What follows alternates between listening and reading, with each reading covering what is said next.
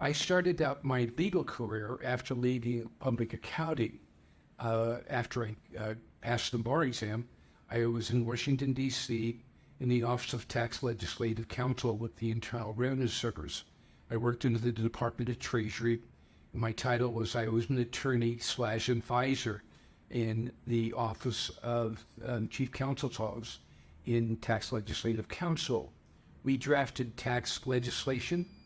The advantages that gave me of what I'd learned there was not only exhaustive review of the Internal Revenue Code, but the opportunity of how tax laws are made.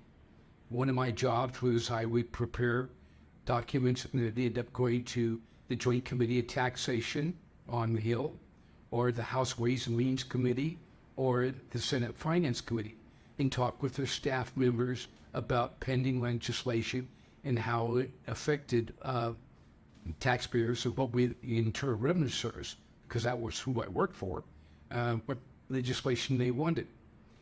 After I had a few years of doing that, I went over to Chief Counsel's office and ended up as a trial attorney, second seat mostly, second chair to much more senior people, and I helped in tax litigation matters. I was in the federal court, in the United States Tax Court, and from time to time I ended up in federal district courts being an expert witness or a specialist on very particular, very narrow tax issues.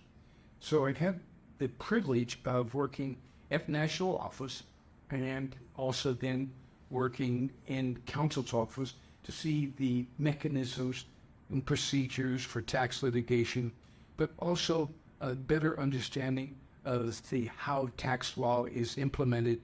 And I frankly got a chance to see how the procedure worked of tax regulation, tax auditing, and tax compliance.